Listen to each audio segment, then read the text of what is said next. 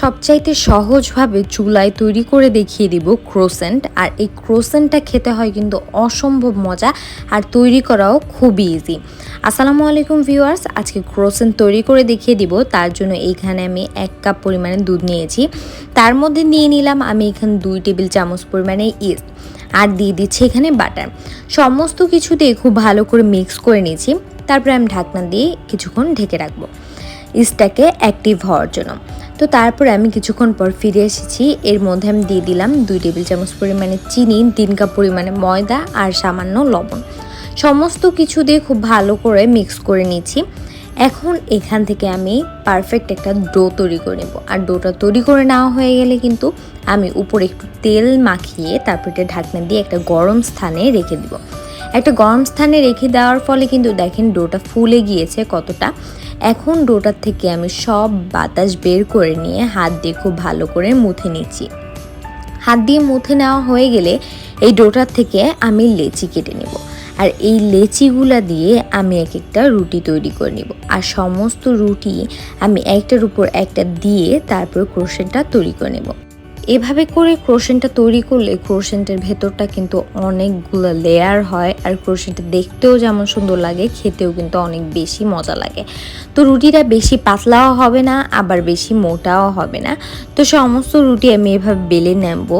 সমস্ত রুটি বেলা হয়ে গিয়েছে। এখন আমি একটা রুটি নিয়ে নিয়েছি, তার উপর নিয়ে নিয়েছি মেল্টেড বাটার। এই বাটারটাকে আমি খুব ভালো করে ব্রাশ করে নিয়েছি। উপরে বাটারটাকে ব্রাশ করে নেওয়া হয়ে গেলে এর উপরে আমি আরেকটা রুটি দিয়ে দিচ্ছি। তো এভাবে করে আমি উপরে বাটার ব্রাশ করব, দেন একটা রুটি দিয়ে দিব। সমস্ত রুটি এভাবে করে আমি দিয়ে দেওয়া হয়ে গেলে তারপরে হাত দিয়ে এভাবে চেপে চেপে নিচ্ছি। তারপরে একটা বড় প্লেসে ট্রান্সফার করে নিচ্ছি, না হলে কিন্তু রুটিটা বেলতে সুবিধা হবে না। তো এভাবে করে রুটিটা আমি বেলে নিচ্ছি খুব বড় করে। তো রুটিটা বেলা হয়ে গেলে তারপর আমি রুটির 4 সাইডে একটা পিৎজা কাটারের সাহায্যে কেটে নিয়েছি। রুটির 4 সাইডে সমান করে কেটে নিতে হবে। কেটে নেওয়া হয়ে গেলে আমি 4 সাইডের অংশটাকে ফেলে দিব। তারপরে আমি ক্রোসেন্টের শেপ দিয়ে নিয়েছি। তো এভাবে করে ট্রায়াঙ্গেল করে কেটে নিতে হবে, বা কোনাকুনি করে কেটে নিলেই কিন্তু হয়ে যাবে। তো কেটে নেওয়া হয়ে গেলে আমি উপরে বাটার দিয়ে দিচ্ছি। এখন ক্রোসেন্টটা তৈরি করে নেওয়ার জন্য আমি একটা ডার্ক চকলেট দিয়ে নিয়েছি এখানে, আর উপরের অংশটা একটু কেটে নিয়েছিলাম। তারপরে এভাবে পেঁচিয়ে নিলেই কিন্তু হয়ে যাবে ক্রোসেন্টটা।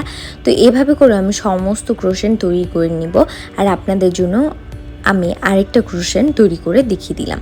তো এভাবে ক্রোসেন্টটা তৈরি করা কিন্তু খুবই ইজি। তো দেখেন আমার সমস্ত ক্রোসেন্ট তৈরি করা হয়ে গিয়েছে। এখন এটা আমি 20 মিনিটের জন্য রেস্টে রেখে দেবো। তো 20 মিনিট পর ফিরে এসেছি। দেখেন ক্রোসেন্টগুলো কিন্তু ফুলে গিয়েছে, আর ফুলে কিন্তু আরও বেশি সুন্দর লাগছে দেখতে। এখন উপর দিয়ে আমি ডিমের কুসুমটাকে ব্রাশ করে দিয়েছি। তারপরে আমি চুলায় চলে যাচ্ছি এটাকে বেক করার জন্য। তো আমি একটা কড়াইয়ের উপরে এই প্লেটটা বসিয়ে দিয়েছি। তারপরে আমি এটাকে বেক করতে দিব। তো দেখেন ক্রোসেন্টগুলো বেক করা হয়ে গিয়েছে, আর দেখতেও কিন্তু অনেক বেশি সুন্দর লাগছে। একটা মাঝখান দিয়ে ভেঙে দেখিয়ে দিচ্ছি। আর এই ক্রোসেন্টটা খেতে হয় কিন্তু অসম্ভব মজা। তো বাসায় একবার অবশ্যই এভাবে ট্রাই করবেন। আর রেসিপিটা কেমন হয়েছে কমেন্টস করে জানিয়ে দিবেন। ভালো লাগলে একটা শেয়ার করে দেবেন। এই পর্যন্ত ভালো থাকবেন। আল্লাহ হাফেজ।